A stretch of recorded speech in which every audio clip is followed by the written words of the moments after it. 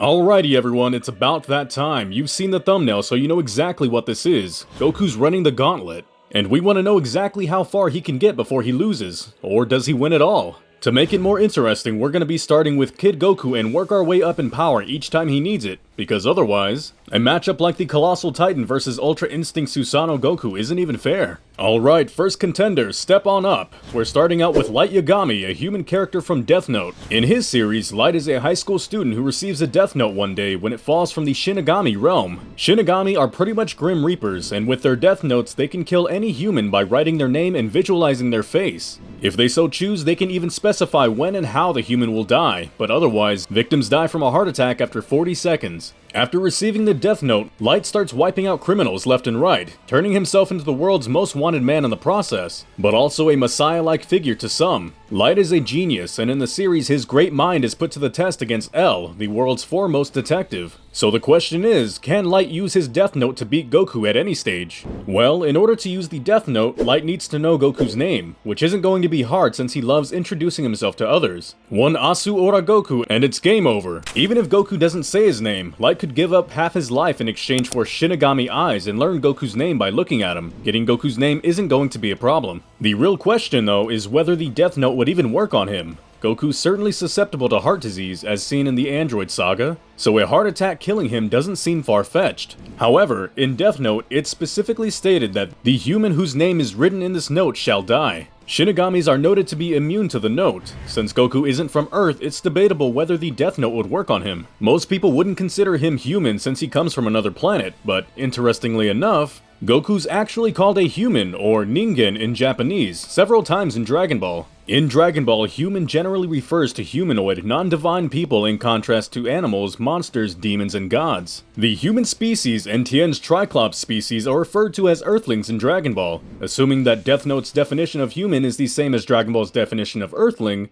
Goku could indeed fall victim to Light's Death Note. Otherwise, Light is getting packed up pretty easily, since, like I said, he's a normal human, and even Kid Goku could throw cars and tank bullets in Chapter 1. Since human usually just refers to our species, I'm going to assume Saiyans are immune to the Death Note and Light loses, no difficulty. We have our first Goku victim. Next up, we have the Colossal Titan from Attack on Titan.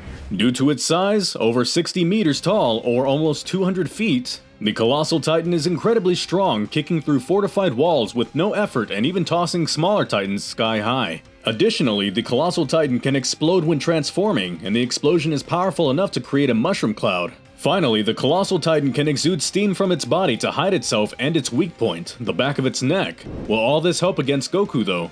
No. By the time Goku fights King Piccolo, a small nuclear-esque explosion isn't hurting him. In his fight with King Piccolo, Tien and Goku dodge a blast that nukes the entire city around them.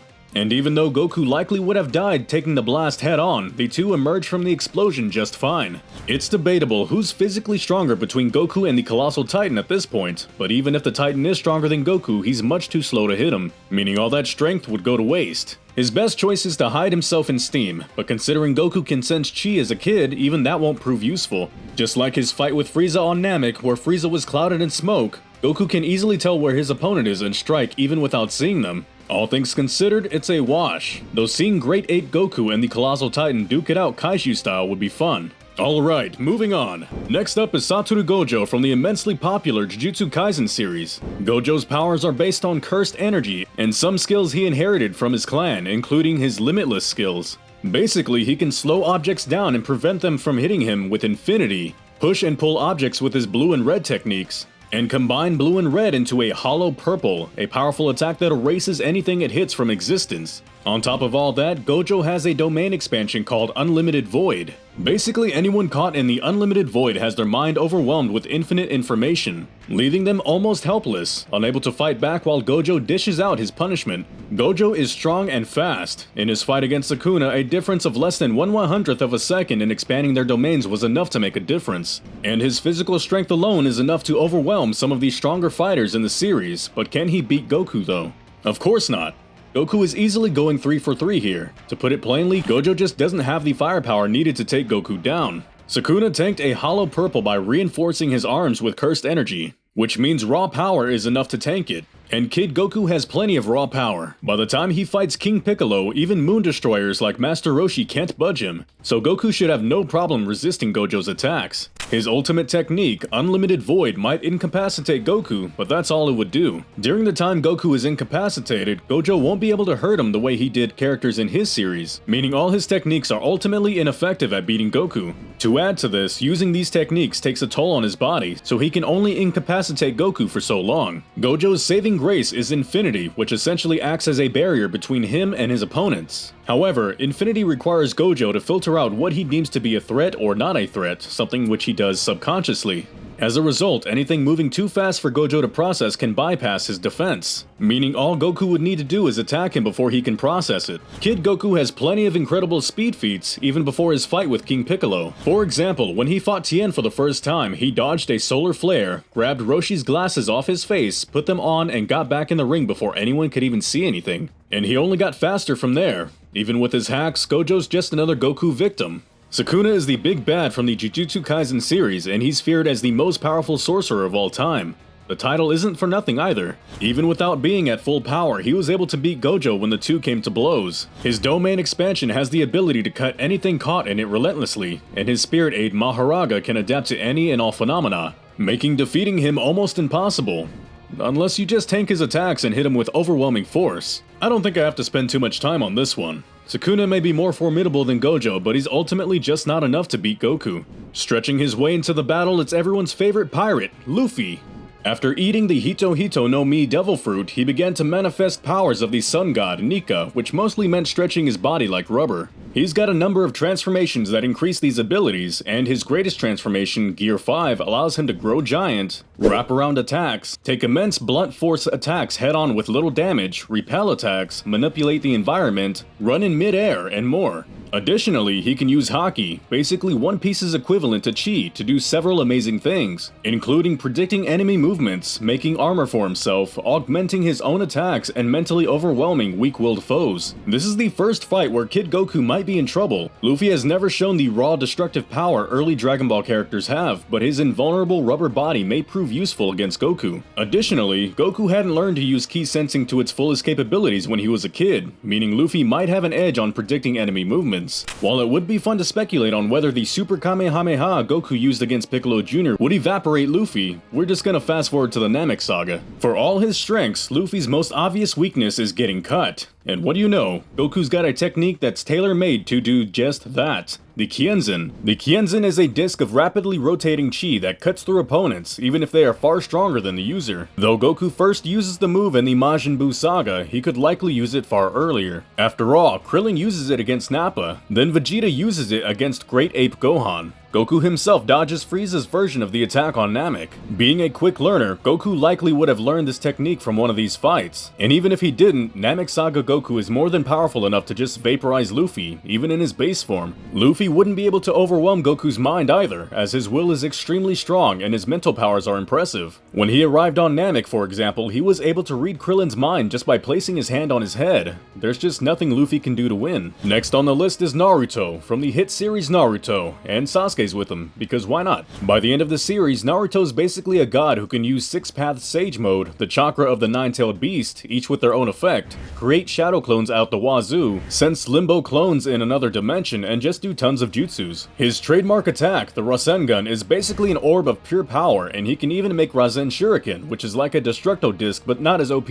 In the Boruto series, where Naruto is debatably more powerful than ever, he can use Baryon mode, which is basically a +10 to all his stats at the potential cost of his and the Nine-Tails lifespans. His Nine-Tailed Beast can also mold Sage Chakra for him while he's fighting, giving him an edge when he's low on energy and needs an all-out strike. Sasuke, his emo twin, can use the Rinnegan to do techniques including Planetary Devastation, which creates a gravity sphere, sucking everything into it and trapping a target. Almighty Push, and Universal Pull, sucking souls out of bodies, and teleporting himself or targets with the Menote Jikara. It can also place targets under powerful illusions called Genjutsu, making them unable to fight. His Sharingan can set things on fire with a flame that cannot be extinguished called Amaterasu, and gives him extraordinary perception, reflexes, and the ability to see chakra, i.e. Naruto's version of chi. His most powerful technique is Susanoo, a giant construct of chakra that can simultaneously defend and attack, and his lightning style attacks aren't too shabby either. Together, Naruto and Sasuke use their most powerful technique in the fight against Kaguya, Six Paths Planetary Devastation. This is like a normal PD but on steroids. It completely sealed Kaguya away, creating a moon around her to keep her locked away. They could only do this once, as the moon and sun seals they used to do it disappeared from their hands afterwards. As huge as their arsenal is, Naruto and Sasuke's only chance against Goku would be Six Paths Planetary Destruction. Their other attacks don't have nearly enough firepower to phase him. Genjutsu won't work on Goku because of his chi sensing abilities, as Genjutsu fundamentally works by manipulating the flow of chakra. If a person senses their chakra being manipulated, they can dispel the Genjutsu. Even if that weren't the case, Goku's mental powers are too immense to be overtaken by the Rinnegan. He and his friends regularly have telepathic training sessions, so Genjutsu isn't going to be Naruto and Sasuke's saving grace. Amaterasu might be hot enough to burn Goku, emphasis on the might, but considering Madara was able to dodge it, Goku would just do the same. Even SPPD isn't going to work. As Kaguya showed, all one has to do to avoid being sealed is move out of the way, which she did successfully in her fight against the boys due to her amazing speed. The only reason the boys were able to seal her was because Sakura punched Kaguya on the head, pushing her into the attack. Even if Sasuke were to teleport Goku in between him and Naruto like he did against Madara, Goku could just repel the duo with a Ki like he did Jason Birder. Simply put, the boys have no way of touching Goku, let alone beating him. One Kamehameha and it's off to the next world for Konoha's greatest. Next. Saitama represents a huge jump in power. None of the characters mentioned before have shown the capability to destroy a planet, except maybe Naruto and Sasuke, but Saitama can straight up sneeze a planet apart. He can jump from the moon to Earth and defeats wildly powerful opponents without any effort whatsoever. Going up power against like this, Namek Goku just won't be enough to beat him. Neither will Cell Games Goku or even Super Saiyan 3 Goku from the Majin Buu saga, but Super Saiyan God Goku, he's eating Saitama's breakfast.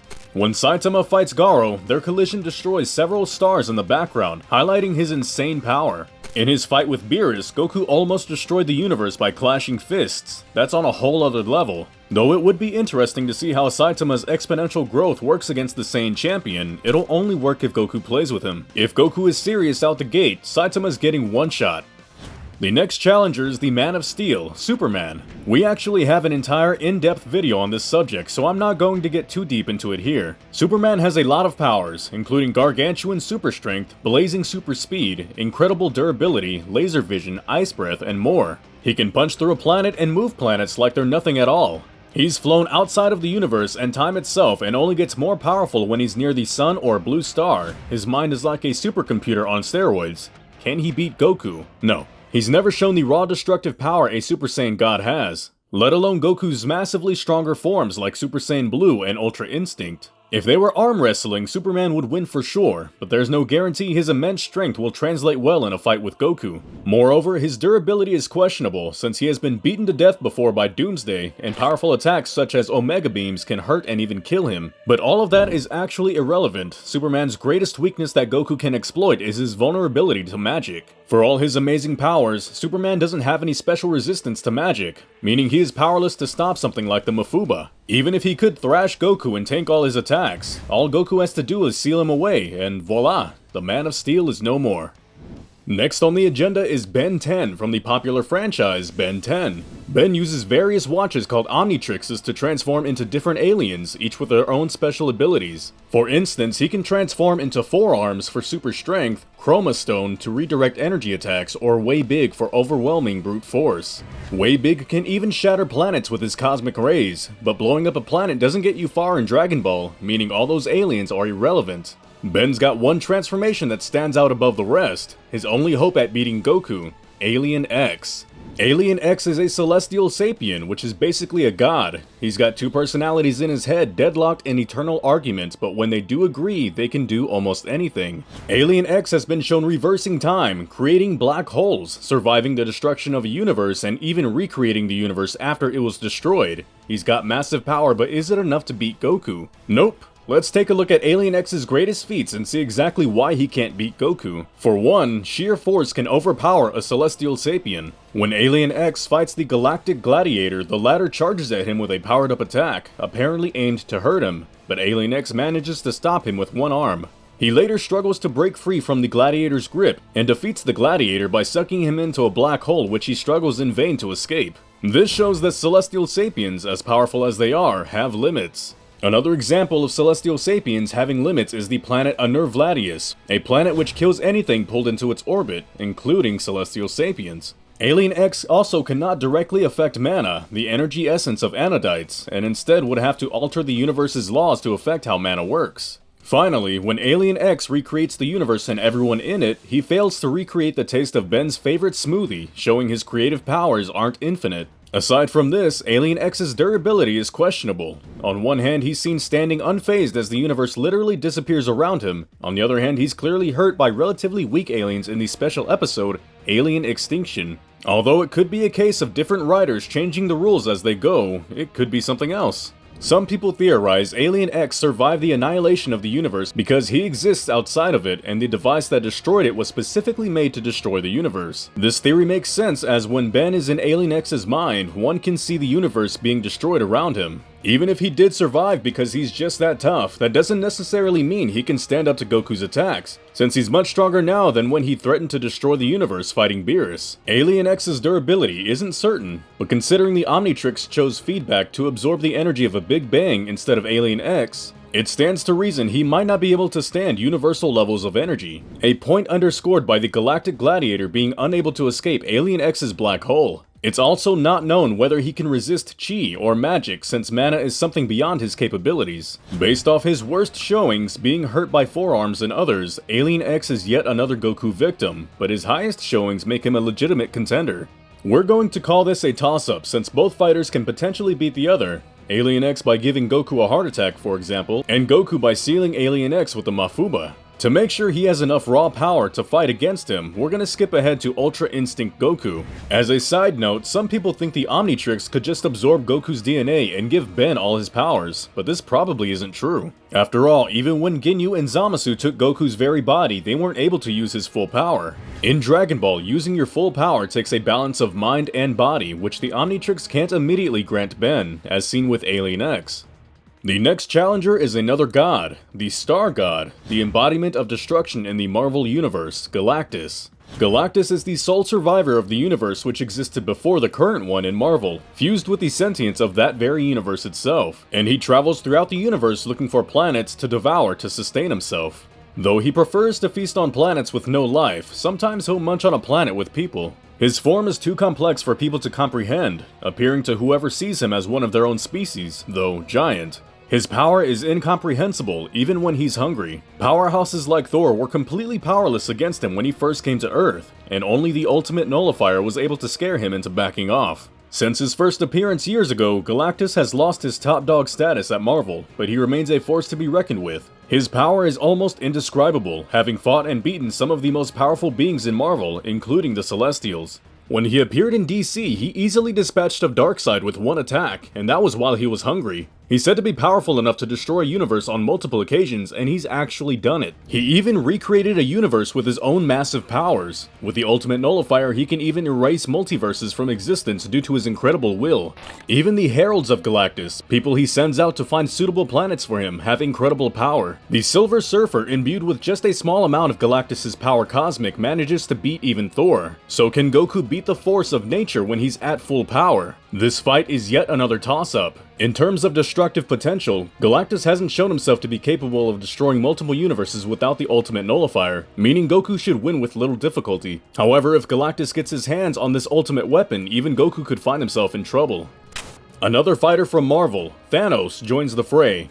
By himself, Thanos isn't a threat to Goku, but with his Infinity Gauntlet, he might be able to win. When all 6 Infinity Gems are collected in the Gauntlet, it becomes the most powerful item in the universe, dwarfing even Galactus. A user's very thoughts become reality. Unfortunately, it only works in the universe it comes from, as Infinity Gems are completely powerless outside the universe. As a result, Thanos could only threaten Goku in his universe, and not anywhere else. Even in his universe, Thanos won't be able to get the job done. In the movie Avengers Infinity War, Thor is seen defeating Thanos with the completed gauntlet, throwing his powerful axe Stormbreaker right through an energy attack produced by all 6 beams. In the comics, Thor is seen overpowering Thanos with the gauntlet, forcing Thanos to turn him into glass with the reality gem. From this, it's evident that Thanos is not invulnerable, and if a person can put him down fast enough, the gauntlet won't save him. If Goku comes at Thanos with an all-out attack, he can put Thanos down too quickly for the Tyrant to take action. Otherwise, Goku will face the same fate as Thor, broken and crumbled by a weapon that surpasses might. The last stop on the gauntlet is the Beyonder, specifically the pre-retcon Beyonder. Whereas Galactus is a living universe, the Beyonder is something far greater. He's a multiverse all his own. One day, for some strange reason, a multiverse gained consciousness and saw the Marvel Multiverse for the first time. Curious, this living universe entered Marvel's world and manifested itself as the Beyonder. His power is more than immense. He defeats Galactus with a single attack, causing Professor Xavier to remark that even Galactus is less than a fly to him. Even after having poured much of his power into a chalice to kill death, he's still more powerful than all the cosmic entities combined, including the Living Tribunal, a being who himself stands above cosmic entities and judges their actions, capable of nullifying the Infinity Gauntlet and other powers if he so chooses. The Beyonder's power is described as millions of times that of the Marvel Multiverse, and if he so chooses, he could erase all of existence. To make a long story short, the Beyonder is the second most powerful being Marvel has ever seen, surpassed only by the one above all, who's pretty much an author insert, God. So, can Goku beat the Beyonder? Can Ultra Instinct dodge his attacks while Goku unleashes a relentless assault of his own and take down the monster? Will his Susanoo make a third spectacular appearance to save the day? No, there is absolutely no way Goku can beat the Beyonder. Even when hit by an attack capable of wrecking billions of dimensions, the Beyonder is barely phased. The amount of raw power he possesses is almost unfathomable, and there is nothing Goku could do to hurt him. He could try using the Mafuba to seal him, but that too would prove ineffective. Remember how Roshi died trying to seal King Piccolo? When a target is too strong, the Mafuba can eat away at the caster's very life force, and the Beyonder is much too strong for Goku to seal. Since Goku can neither seal nor defeat the Beyonder, this is his first definitive loss, and he doesn't manage to complete the gauntlet. It would be interesting to see whether Zeno or the Super Dragon Balls could overcome such a threat. And that's it for Goku vs. everybody. Leave a like and comment your thoughts on the video below, and be sure to check out our Goku vs. Superman video. Did we get anything wrong? Any other fighters you think could take Goku? Be sure to subscribe and check back soon for more awesome DB content. Until next time, thanks for watching DB Hype.